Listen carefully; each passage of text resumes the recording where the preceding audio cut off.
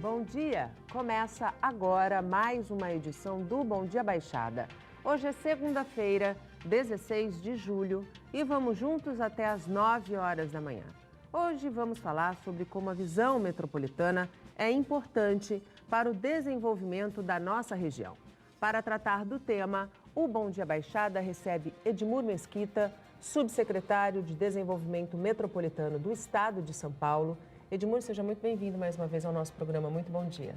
Bom dia, Nathalie. Bom dia, Rodolfo. Quero manifestar aqui a minha alegria de estar participando mais uma vez desse Bom Dia Baixada. Muito obrigado. E também o economista e consultor em finanças públicas, Rodolfo Amaral. Rodolfo, seja muito bem-vindo. Fazia tempo, hein? Estava sumido. Verdade, compromisso. Mas é sempre uma grande satisfação estar aqui presente, podendo discutir os programas regionais. Hoje, em especial, com um amigo de longa data, Edmur Mesquita. Pouca gente sabe, mas eu, com meus 15 anos, sou bem mais novo que o Edmur. Nós distribuíamos panfleto na Praça Independência. Na época, eu era simpatizante do então deputado estadual Rubens Lara. Nossa. Eu lembro até do endereço do escritório dele, General Câmara 5, 10º andar. Então, foi nessa época que eu conheci o Edmur, o Raul, o Betão, Campanella, quer dizer, foram os primeiros passos. Figuras importantes, né, dentro da nossa política. Foram os primeiros passos que eu dei na política, isso faz 43 anos. Então, a satisfação é muito grande estar aqui discutindo com o Edmur. E a partir de agora, você também pode participar do nosso programa, fazer a sua pergunta para os nossos convidados pelo WhatsApp, que é o 13 988779496, pela nossa fanpage no Facebook, onde já estamos simultaneamente ao vivo, pelo nosso Instagram e pelo nosso Twitter. Em todo o estado, há regiões metropolitanas constituídas.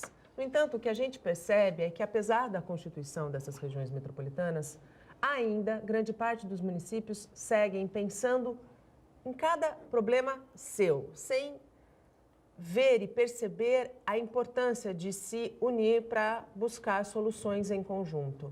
Como mudar essa visão, Edmur? Olha, é claro que esse é um processo que se constitui em diversas etapas.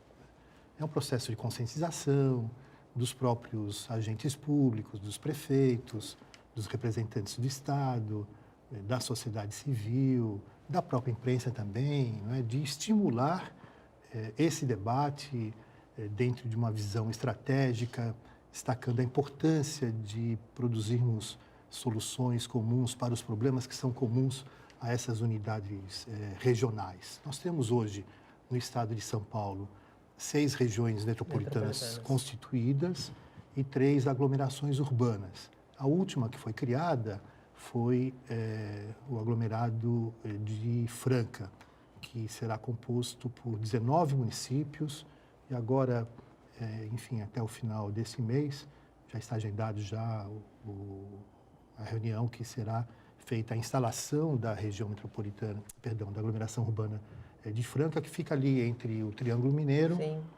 e a região metropolitana de Ribeirão Preto, que foi a última a ser criada, com 34 municípios.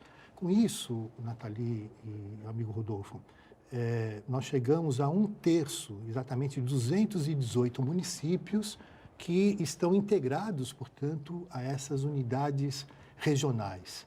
Isso significa algo em torno, do ponto de vista do PIB, algo em torno de 32% do PIB nacional, né? 80% do PIB do estado de São Paulo e a constituição dessa chamada macrometrópole paulista, exceto a região metropolitana de Ribeirão Preto e Franca, é a terceira maior do mundo. Só perde para Tóquio, no Japão, e para Nova Delhi, na Índia. Portanto, os desafios que estão à nossa frente, eles são tão grandiosos quanto também a dimensão de cada uma dessas unidades regionais. Mas temos realizado experiências altamente positivas, muito exitosas, de tal maneira que nós estamos construindo um caminho de planejamento estratégico para o futuro, que certamente fará com que essas alterações do ponto de vista, especialmente social, né, a gente possa fazer as mudanças necessárias. Rodolfo, na tua opinião, quais são os principais desafios da nossa região metropolitana? para que a gente consiga convencer os gestores, porque quando a gente pensa em uma ação metropolitana, quem tem que querer isso é principalmente o gestor, é quem está à frente. E muitas vezes a gente não vê isso. O que a gente vê é o gestor se preocupando com o problema do seu município. Isso está na cultura administrativa, infelizmente é isso, associado à questão da vaidade, do exercício do cargo, dificulta qualquer trabalho integrado. De outro lado, embora em que pese, agora em julho, a região metropolitana da Baixada vai completar 22 anos, nós avançamos em alguns aspectos, mas eu acho que o erro vital do processo foi a concepção que se deu à função da agência metropolitana. A agência metropolitana deveria ter prerrogativas, tá, maiores na legislação. A legislação começou errado, tá, e ela virou um apêndice do governo do Estado. O Edmur já foi diretor da AGEM, vários amigos eu tive diretor da AGEM. Agora tem um novo diretor, inclusive, né? Você não tem autonomia, certo? Faço mais eu no meu escritório diagnóstico da Baixada Santista do que a agência metropolitana que deveria ter sido instituída para esta finalidade. Enfim, depois o próprio governo do Estado, no período do governo Alckmin, esvaziou esse processo metropolitano, o que foi uma pena. Eu acho, por exemplo, eu vejo o esforço do Edmur Mesquita, ele volta e meia, ele posta vídeos, amigo meu, tanto no Facebook como no WhatsApp, eu assisto todos esses vídeos, eu vejo o esforço dele percorrendo o Estado para dar essa consolidação dessas regiões, que são importantes. No entanto, o que a gente percebe é que o governo, primeiro, tirou o status de secretaria, na verdade, e transformou numa subsecretaria vinculada, na época, não sei se ainda está, à Casa Civil, certo? Eu acho que já foi um erro, tá, estratégico esse esvaziamento. Depois, a gente precisa modificar essa legislação. Eu torço para que o Edmur, nessa sua persistência, consiga convencer as autoridades no sentido de nós fortalecermos esse modelo. Tá? Porque eu mesmo, em 1999, eu escrevi um livro com o ex-prefeito de Guarulhos, na época eu o assessorava, propondo a criação da região metropolitana da Cantareira, que teria como cabeça o município de Guarulhos, o segundo maior do estado, que virou um quintal de São Paulo, mais aquelas cidades adjacentes. Dariam 9 cidades também, Mairiporã, Santa Isabel, Franco da Rocha, enfim, aquelas cidades. Eu acho que esse é um modelo que vinga se tiver planejamento. No caso da Baixada Santista, nós temos alguns elementos que dificultam isso. Eu sempre digo que o desenvolvimento de uma região está diretamente associado, não só com a sua vocação, mas com a sua expansão, a sua área territorial. E a Baixada Santista é 4% de todos os indicadores do Estado de São Paulo, menos no aspecto territorial. E aí nós somos 0,95 com 2.372 km² de extensão. Isso dificulta muito todas as ações de desenvolvimento da nossa região. Contraditoriamente, nós teremos um parceiro para abraçar aqui no nosso lado, e hoje tem uma matéria com o ex-prefeito de Ilha Cumprida na tribuna de página inteira, falando do Vale do Ribeira, que o Edmur conhece muito bem o Vale do Ribeira, poderia ter sido nosso parceiro, né, nessa linha de desenvolvimento, mas infelizmente nós não avançamos nesse sentido. Eu espero que, primeiro, modifique-se a legislação, que o próximo governador, se for o atual governador Márcio França, se for reeleito, eu espero que ele tenha sensibilidade suficiente e coragem, porque não é só sensibilidade. Quando a gente administra qualquer coisa, a gente tem que ter coragem de dar prerrogativas a terceiros. Eu acho que a Baixada Santista merece uma agência metropolitana que faça de fato a sua missão. Porque enquanto não fizer, eu vou ficar fazendo no Facebook, fazendo todas as críticas que deveriam partir, certo? Nos bastidores, entre o próprio governo. Que esses estudos fossem feitos para que a região saísse daqui, os prefeitos, nessas reuniões mensais, e se discutisse com profundidade. Eu tenho vários dados aqui para apresentar, que eu acho que é uma coisa que o governador Márcio França deve fazê-lo, né, na campanha. Um dos pontos mais determinantes é a questão da segurança pública que a gente se fala. Eu fiz e publiquei no Facebook esses dias um diagnóstico que mostra, do primeiro dia do governo Mário Covas, janeiro de 1995 a 31 de dezembro de 2017, o Estado de São Paulo aposentou 42 mil policiais militares e repôs apenas 21 mil. Ou seja, faltam um déficit de 21. Faltam 22 mil policiais em relação ao que nós tínhamos em 1º de janeiro de 95. Tá? E nesse período, de 95 ao final de 2017, a população cresceu em 12 milhões de habitantes. Portanto, nós tínhamos um policial em 95, quando o Mário Covas assumiu. Um policial para cada 300 habitantes, hoje nós temos 340, hoje nós temos um policial para cada 540. Aí fica difícil falar de segurança pública, com um detalhe, a folha de inativos hoje é maior do que a folha de ativos da PM. São esses diagnósticos que eu acho que a GEM deveria fazer e o Estado deveria fazer e debater com a sociedade. Edmur, esses dados colocados pelo Rodolfo são, em especial, quando a gente fala de segurança pública, são bastante preocupantes, porque, de fato, um dos maiores anseios da população hoje é se sentir segura. Você acredita que a gente consiga reverter este quadro da GEM e colocá-la na função que lhe é devida? Então, mas há um erro de avaliação e de interpretação da legislação acerca do papel e das atribuições e também da competência da agência metropolitana. O papel da agência é de ser um órgão de planejamento, né?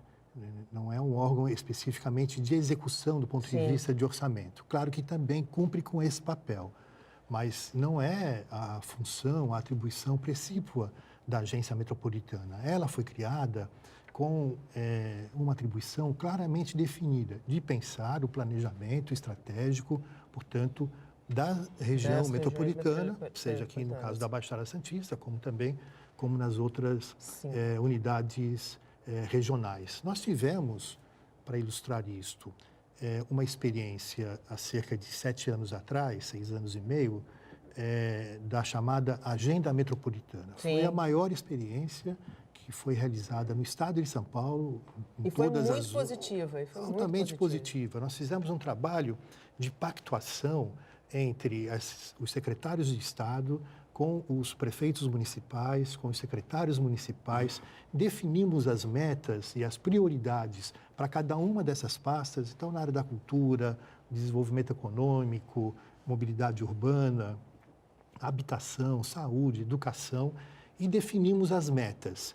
Depois, então, fizemos, naturalmente, dentro do orçamento de cada uma dessas pastas, fizemos um levantamento muito criterioso para saber até que ponto aquelas medidas que estavam sendo apresentadas poderiam ser aplicadas. De fato, né? E aí apresentamos para o governador. Isso culminou com um grande evento no Mendes Convention Center, onde o governador pôde apresentar, fez o anúncio de investimentos da ordem de 5 bilhões e 200 milhões de reais só para obras, né, de cunho, naturalmente, metropolitano. Né? Ou seja, aquela velha tese de olhar a floresta como um todo e deixar de olhar tão somente a árvore. Então, isso foi desenvolvido em todas as unidades. Eu faço acompanhamento desses investimentos, dessa experiência, dessa agenda metropolitana. No caso aqui da Baixada Santista, 95% dos recursos, portanto, apresentados pelo governador, então governador Geraldo Alckmin, para a Baixada Santista, 95% desses recursos foram aplicados, o que demonstrou a eficiência do Estado, a competência do Estado na aplicação dos recursos públicos para as obras com essas características, portanto, metropolitanas. E temos, naturalmente, também o papel que é desenvolvido, aí sim, com isso, então, respondo essa preocupação manifestada aqui pelo Rodolfo, né, que vem a ser a questão do Plano de Desenvolvimento Urbano Integrado. Para vocês terem uma ideia, o Estatuto da Metrópole, que, portanto, fixou novas diretrizes para todas as regiões metropolitanas constituídas no Brasil, nós temos 69, 70 regiões metropolitanas, foi fruto, ela nasceu dentro da Emplasa, né? Por intermédio do Pedretti, que é o atual presidente, que é um presidente brilhante. Bem, e a partir daí, então, houve uma mudança substantiva nesse olhar para essas unidades regionais. E com isso, então, decorre a elaboração do Plano de Desenvolvimento Urbano Integrado, que no caso da Baixada Santista, foi a primeira região metropolitana do Brasil, primeira, Rodolfo, a elaborar o plano, não é? E agora eu encaminhei ao gabinete do governador, para a assessoria técnica legislativa, para que então o governador Márcio França possa encaminhar à Assembleia Legislativa, porque esse plano de desenvolvimento urbano integrado irá se transformar em lei. Esse é o grande diferencial com relação aos demais planos que já foram elaborados, porque se esse plano de desenvolvimento urbano integrado, se ele não for executado, tanto os prefeitos como o governador vão responder por improbidade administrativa. Então, esse é um passo extraordinário que está sendo dado, portanto, com relação a essa visão metropolitana. E temos experiências também no que diz respeito à área de segurança pública. Claro que existe um problema de o que os especialistas chamam de sensação de insegurança, não é? Mas, olha, desde o governo Mário Covas, quando ele assumiu, e ele falava isso, enfim, com espírito assim, de pensar no futuro, né? Falava assim, olha, o meu maior sonho é fazer num dado dia que o índice de crimes cometidos a cada grupo de 100 mil habitantes, que é algo preconizado pela ONU, né? Que seja algo em torno de 10 a 12 crimes a cada grupo de 100 mil habitantes. Nós chegamos agora a um índice de 8 crimes, né, a cada grupo de 100 mil habitantes. Portanto, claro, a gente não precisa ficar estabelecendo essas comparações, mas é importante que isso seja destacado. O esforço que é feito dentro da segurança pública e também com esse espírito metropolitano é muito grande. Houve, de fato, uma diminuição altamente expressiva, não é? Veja o estado do Rio de Janeiro. A cada grupo de 100 mil habitantes no Rio de Janeiro, você tem cerca de 50 e poucas mortes. É um índice assustador. O Nordeste não também, por menos teve intervenção, né? Porque houve intervenção. Nós criamos, e isso serviu de modelo, inclusive, para os outros estados e para as outras regiões metropolitanas do Brasil, nós criamos o GAMESP. Pela primeira vez, se debate a política de segurança pública dentro desse espírito metropolitano, né? Então, o GAMESP é o Gabinete de Ações Metropolitanas Estratégicas de Segurança Pública. Quem integra esse gabinete? É o comandante da Polícia Militar da região, Rodolfo, é o diretor do Fórum, é o representante do Ministério Público, o representante da Polícia Federal, o diretor do DEINTER, o diretor regional da Fundação Casa, áreas também que atuam preventivamente, é o caso da cultura, esportes, educação, lazer, né? Então, você junta toda essas pessoas que representam essas secretarias e, portanto, esses setores públicos, não é? Para debater justamente uma questão estratégica de segurança pública. Então, esse esforço está sendo feito. A questão orçamentária, aí é um outro debate, né? Mas o governo do estado de São Paulo é modelo, está aí, passou ao largo de toda essa crise que nós passamos hoje no Brasil, né? O governador Geraldo Alckmin foi muito responsável no equilíbrio das contas públicas, né? Ou seja, não gastou mais do que aquilo que arrecadou. Essa é uma conta absolutamente simples, né? E agiu com enorme responsabilidade. Claro que nós gostaríamos de fazer mais investimentos. No que diz respeito à autonomia, e aí acho que há um erro de avaliação a esse respeito, do ponto de vista de aplicação de recursos nessas unidades regionais com relação ao orçamento da agência, esse é um passo, eu diria assim, que irá significar o início de um novo ciclo para essas unidades regionais. Eu tenho uma enorme convicção de que o Márcio França, tratamos esse assunto em diversas oportunidades, ele está com o olhar voltado para esta mudança, né? No sentido de que o orçamento regionalizado seja de fato aplicado, né? Com a definição de diretrizes claramente definidas, né? Do ponto de vista de prioridades dessas unidades regionais. E eu tenho, portanto, uma forte e uma sentida esperança de que essas mudanças irão ocorrer. Ou seja, vamos dar início a um outro ciclo. Primeiro foi Mário Covas, foi quem deu o start dessas unidades regionais. Criou a Baixada Santista, criou a região metropolitana de Campinas. Não é? Depois, com o governador Geraldo Alckmin, nós tratamos de estabelecer o processo de expansão dessas unidades regionais, criou a Secretaria de Desenvolvimento Metropolitano, eu fui titular da pasta durante 2 anos, depois, em função da crise, fez alguns cortes e a transformou numa subsecretaria, mas com o mesmo papel, com as mesmas atribuições, nada mudou. E o vínculo direto com o gabinete do governador. E agora, então, portanto, creio que nós daremos esse passo, né, de termos mais autonomia do ponto de vista do orçamento para a aplicação desses recursos, portanto, nas regiões metropolitanas. O Bom Dia Baixada vai para um rápido intervalo. No próximo bloco, a gente vai falar um pouquinho sobre saúde, do ponto de vista metropolitano, e habitação. Não saia daí, até já. O Bom Dia Baixada está de volta e, a partir de agora, você vai conhecer a luta de uma família de Cubatão. Aliás, o exemplo. Eles exemplificam a luta de milhares e milhares de brasileiros. Pai e filho pedem ajuda para conseguir uma moradia digna. A história de vida do Josemar e o filho Márcio, de 12 anos, que tem paralisia cerebral, impressiona. Eu conheci a mãe dele e depois aconteceu tudo rápido, né? Durante um ano. Ela ficou grávida e teve gêmeos. Depois nasceu morto um, esse aqui nasceu, foi para UTI, sem pulmão. Depois de 21 dias ela faleceu e ele ficou na UTI. Depois de 2 meses ele saiu e eu fiquei com ele. E eu tô cuidando dele e depois que descobri que ele teve paralisia cerebral e tá aí. Depois de 10 anos vivendo com um salário mínimo, que dava para pagar apenas as necessidades básicas do filho, o barraco em que viviam estava em condições precárias. Até o mês passado, eles moravam aqui, nesse espaço de pouco mais de 3 metros, dominado por ratos, sem nenhum tipo de saneamento básico e sem banheiro também. Mas agora esse terreno representa muito.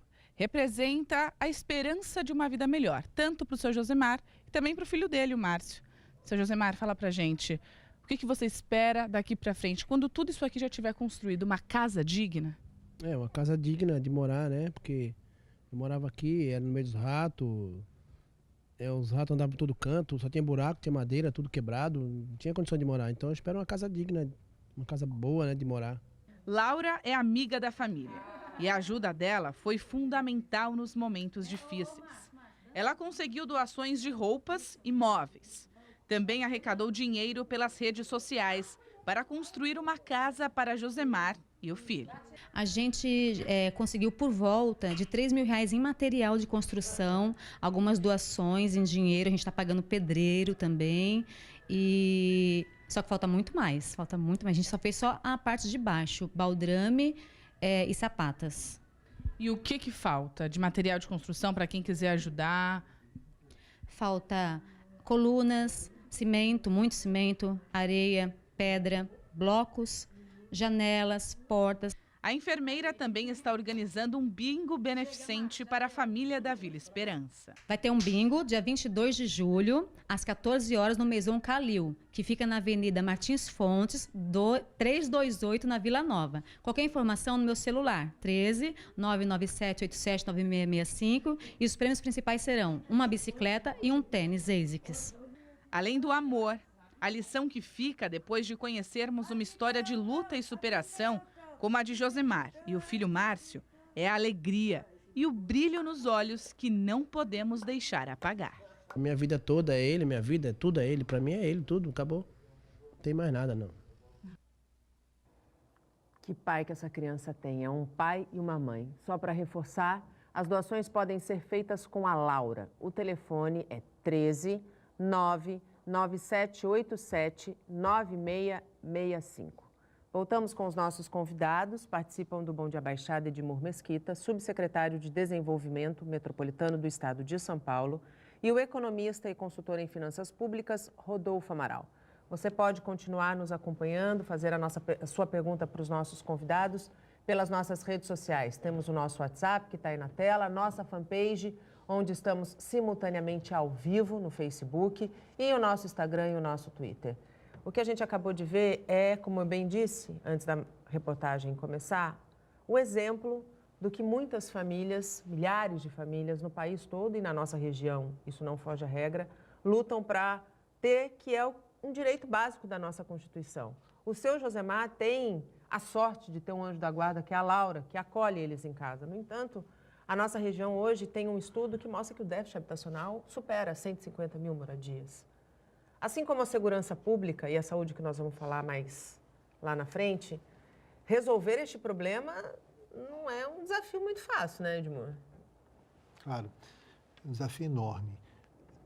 Mas, olha, o Estado de São Paulo é o único Estado da Federação que destina para a política de habitação 1% da arrecadação do ICMS. Hoje isso deve ser algo em torno aí de 2 bilhões e meio, aproximadamente. Nós tivemos experiências interessantes que estão sendo desenvolvidas na política habitacional para a Baixada Santista. O programa mais bem sucedido, que acabou sendo uma referência, isso segundo as expressões utilizadas pelo BID, que é o Banco Interamericano de Desenvolvimento, que foi a experiência realizada na cidade de Cubatão, com o Programa de Recuperação Socioambiental da Serra do Mar. O BID considerou esse programa o maior programa de recuperação ambiental do mundo. Né?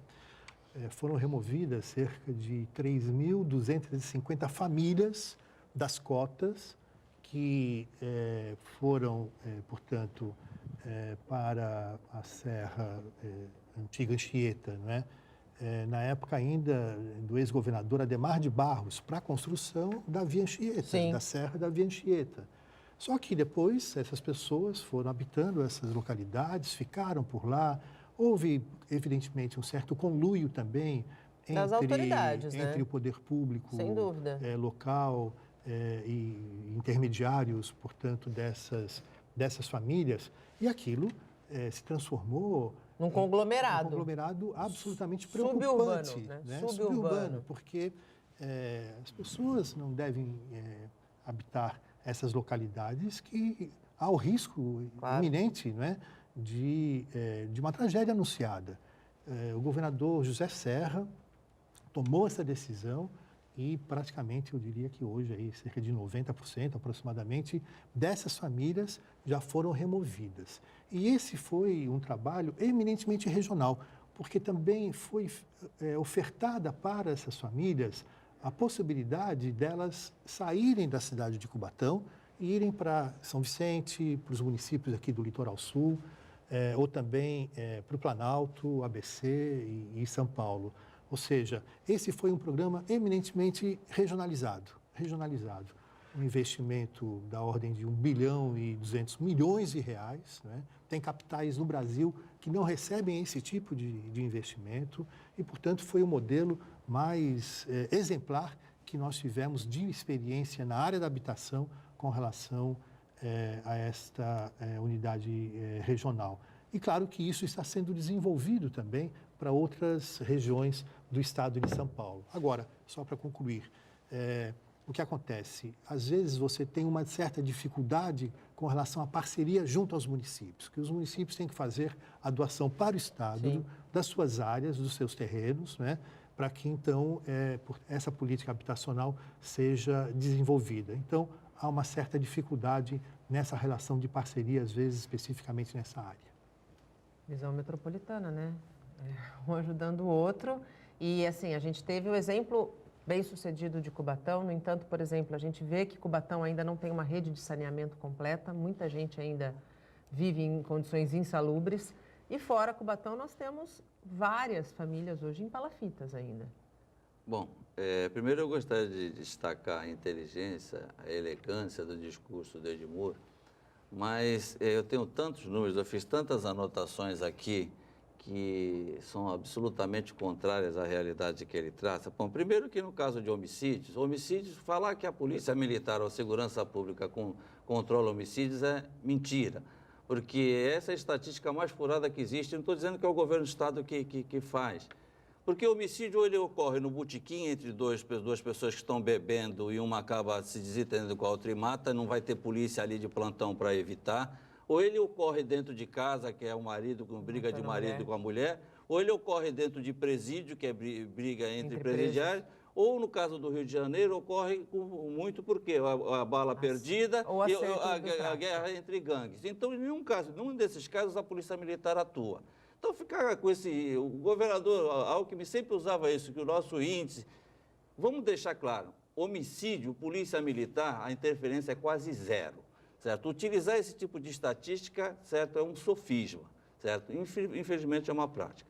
Com relação a investimentos, uma coisa criminosa que está ocorrendo aqui na Baixada, eu vou bater de frente e, se necessário for, vou entrar no Ministério Público, são esses acordos feitos, certo, entre os prefeitos e a Sabesp, por 30 anos. Eu tenho dito aqui sistematicamente, a Sabesp fatura 800 milhões por ano na Baixada Santista, está fazendo um contrato de 30 anos que lhe garantirá 24 bilhões de faturamento em valores de hoje, assinou com o município de São Paulo, certo, um retorno financeiro no contrato da capital de 20%, 20% aqui sobre 24 milhões, 24 bilhões, daria 4 bilhões e 800 de investimentos nos próximos 30 anos.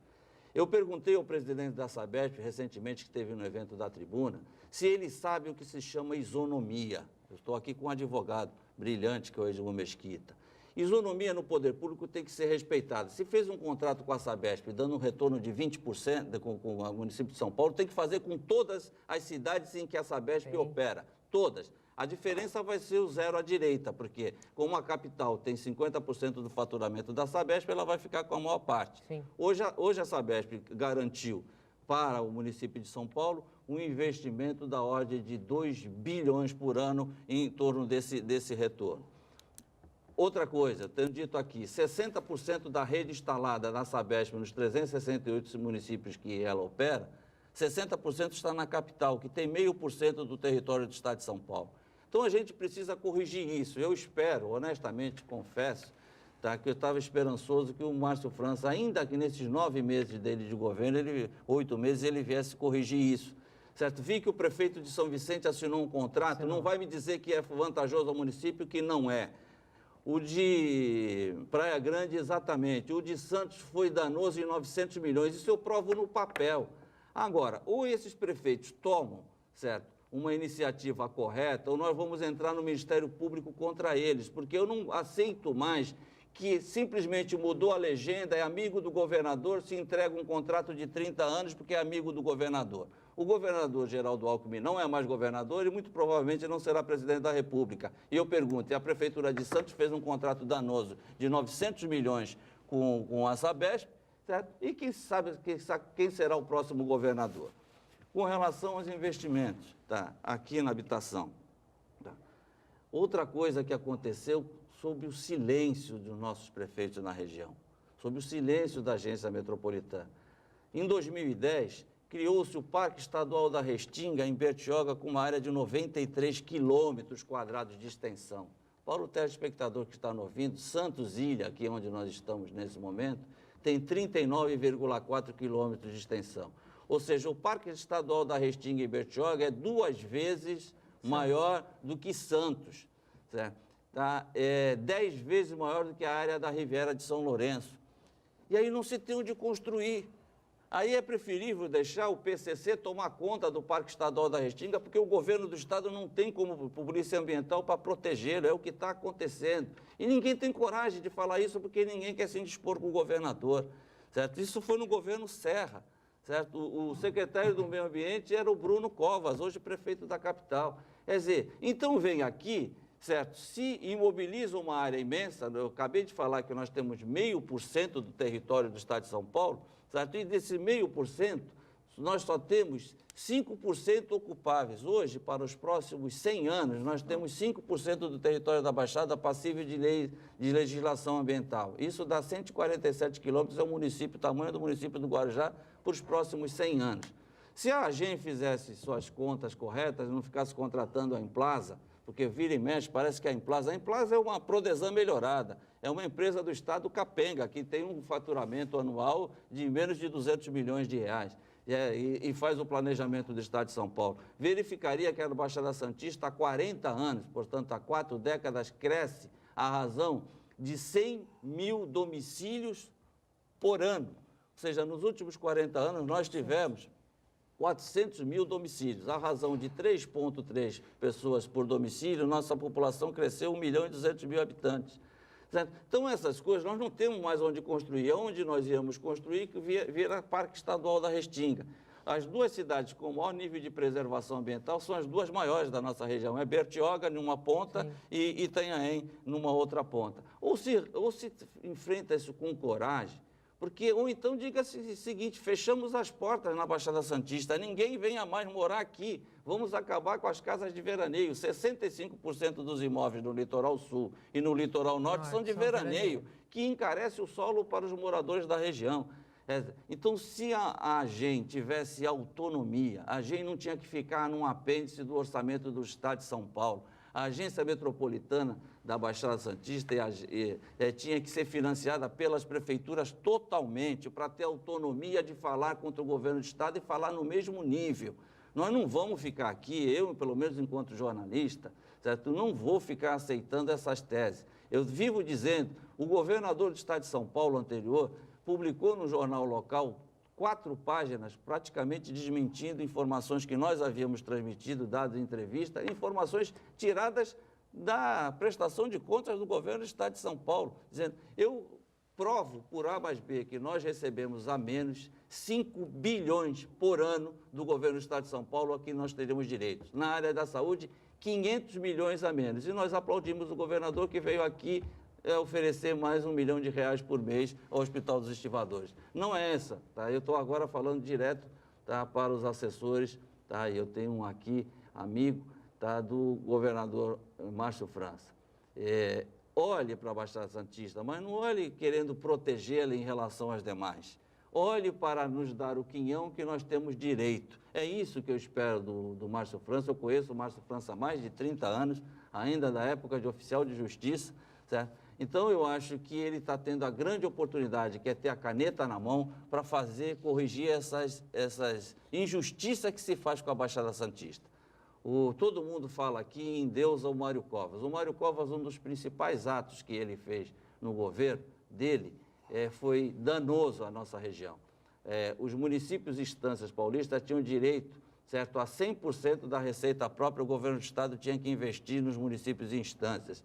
Em 1996, ele fez uma emenda constitucional que reduziu esse 100% para 10%, prejudicou a Baixada Santista em mais de 500 milhões por ano, né, tá? E nem esses 10% os municípios recebem. Nós temos mais de 500 milhões para receber na verba Haddad, e entra governador, sai governador e deixa o passado esquecido. Aliás, entre Alckmin e Serra, quando eles brigaram, ainda disseram publicamente que eu não vou respeitar os contratos do outro, os compromissos do outro. Eu espero que agora, ali ontem no jornal, que o PSDB está brigado com o atual governador aí por interesses políticos. Eu acho que a gente tem que passar limpo. E tenho certeza que nós vamos passar limpo. Leiam o meu Facebook, todos os dias eu ponho matéria, certo, com relação ao governo do estado de São Paulo, ou dessa vez corrigem, certo, antes das eleições, ou nós vamos fazer campanha contra. Porque a hora é agora de mudar. Eu não espero mais. E a gente não pode atrelar isso a interesses ou não políticos. A política tem que estar acima de legenda sempre. O Bom Dia Baixada vai para um rápido intervalo. A gente volta em 2 minutinhos. Não saia daí, até já. E estamos de volta e chegamos ao último bloco do nosso programa. Participam hoje do Bom Dia Baixada Edmur Mesquita, subsecretário de Desenvolvimento Metropolitano do Estado de São Paulo, e o economista e consultor em finanças públicas, Rodolfo Amaral.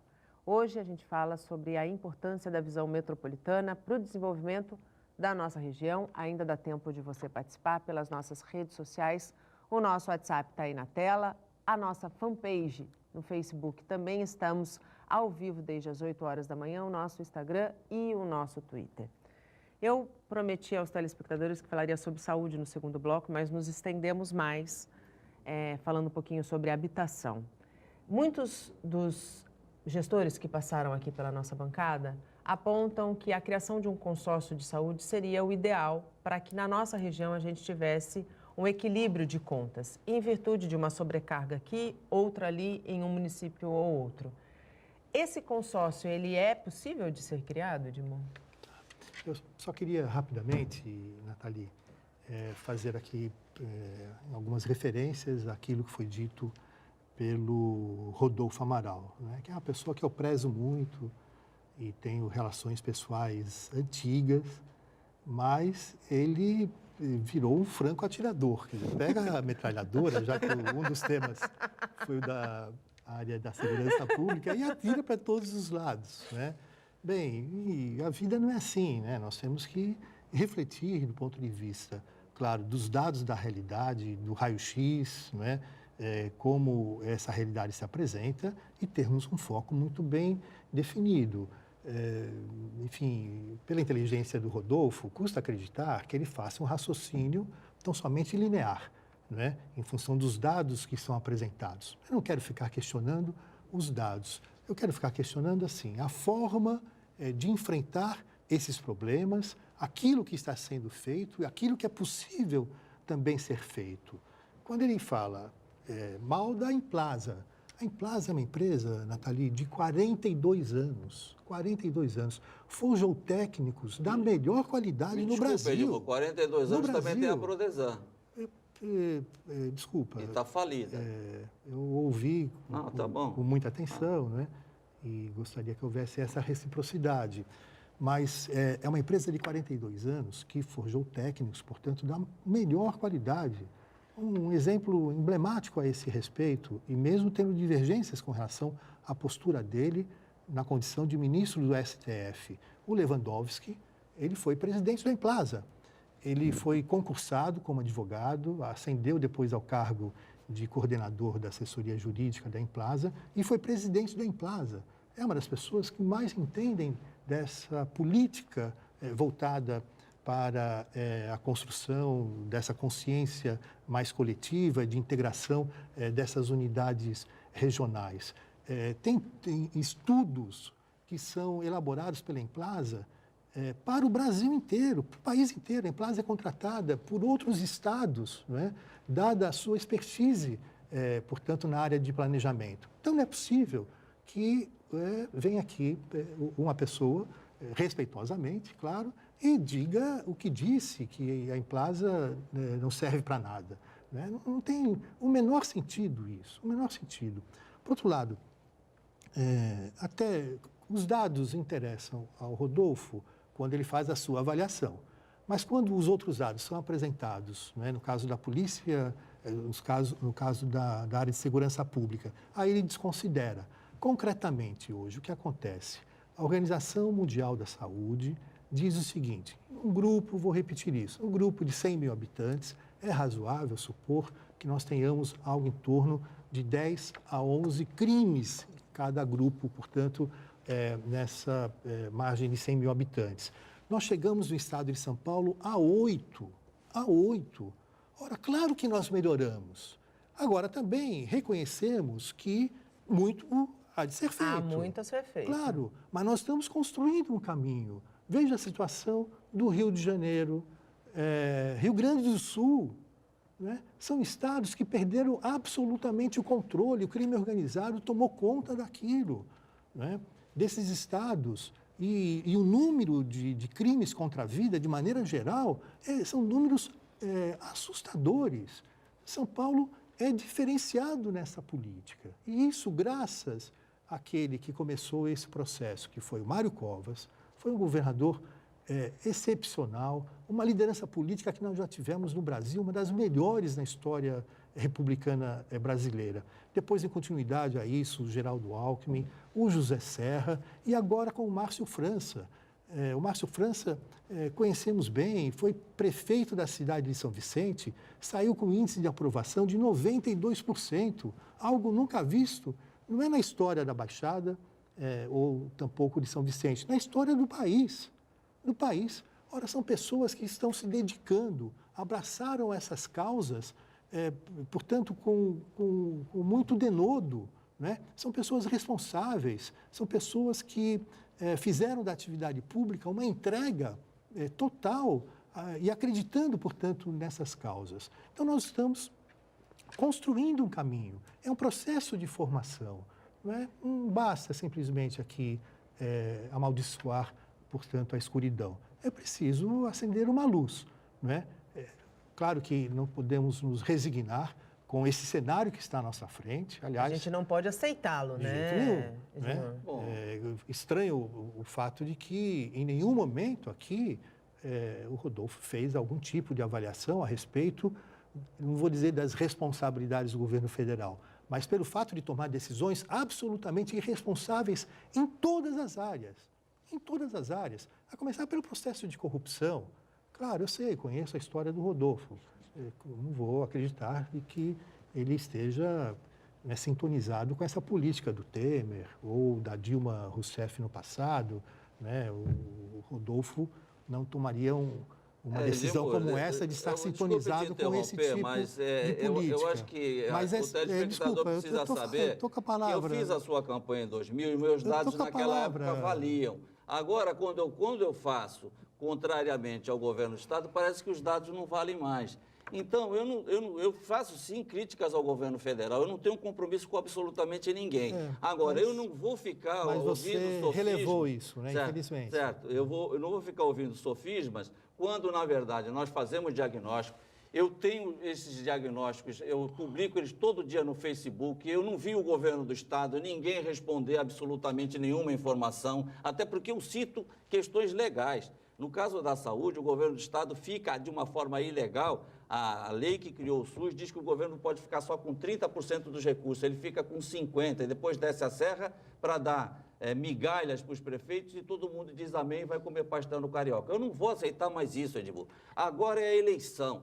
Ou vocês prestam contas com dignidade, com dados, porque eu não vou aceitar que o governo... Agora começou a Sabesp publicar anúncios em tudo quanto que foi jornal para tentar calar e fazer assinar os contratos. Eu vou entrar na justiça contra todos esses contratos, vou avisar os prefeitos. Não façam isso, ou exijam o princípio da isonomia. Se assinou um contrato com São Paulo com 20% de retorno, que faça com todas as cidades. Os prefeitos não podem utilizar o cargo, no momento, por causa da legenda e prejudicar a nossa região. Não vão fazer mais, Edmundo. Não vão fazer mais. Olha, me desculpe, eu tenho o maior respeito por você, maior admiração. Acho que você é uma pessoa que devia hoje ser, para mim, o secretário de Cultura do Estado, certo? E não a esposa do presidente de um partido que foi lá colocada, certo? Para simplesmente ganhar 30 segundos de televisão. Vamos acabar com esse tipo de governo. Se nós queremos moralizar, e depois não venham com moralidade. Porque o próprio PSB, que hoje está no governo do Estado, vamos deixar claro,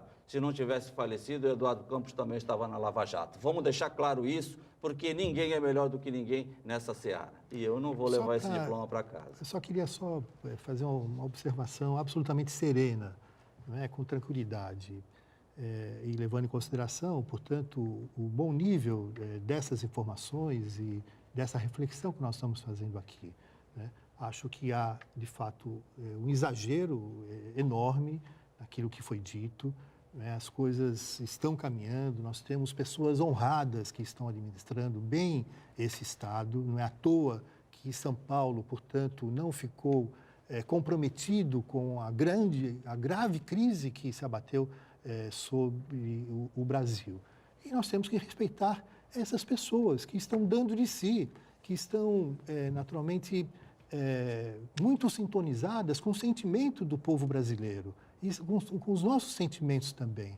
Então, eu só acho que nós temos que ter muito cuidado, né, ao fazermos algumas afirmações, pessoalmente, né, imaginar que os contratos da Sabesp foram danosos, né, para os prefeitos da cidade, daqui da região, e os prefeitos e a agência não fizeram nada, não tem sentido isso, né? Então, vamos conversar, vamos dialogar e produzir soluções. Uma coisa é o discurso, outra coisa é a prática. Nós estamos, quer dizer, construindo um processo edificante e que será certamente positivo para toda a região e para o seu desenvolvimento. Nós já estouramos, faltou muita coisa aqui a ser dita. Eu acredito que o Bom Dia Baixada é justamente esse espaço. Eu acho que o debate ele é muito positivo. Todos que nos assistem têm respeito pelos todos os convidados que sentam nessa bancada. Eu acredito que aqui hoje a gente fez um debate de alto nível. Com certeza o Edmur vai considerar e vai levar o que for importante ao governo do Estado, porque nós, acima de qualquer debate aqui nessa mesa, a gente precisa entender que quem está com a caneta, independente de partido, tem a vocação e tem sob sua responsabilidade a vida de milhões, milhares de brasileiros, de paulistanos. Edmur, muito obrigado pela tua participação aqui conosco. Seja sempre muito bem-vindo. Muito obrigado, Nathalie. Deixar aqui o registro de muita admiração pelo trabalho que você realiza e que cultivo por você. Muito obrigado. Muito obrigada. Rodolfo, obrigado pela tua participação e pelas tuas informações sempre tão importantes. Eu que agradeço, só queria concluir dizendo que para mim seria muito mais fácil ser amável com o governo se eu tivesse interesse lá, mas eu não tenho. Muito obrigado. O Bom Dia Baixada fica por aqui. Eu volto amanhã a partir das 8 horas da manhã. Tchau.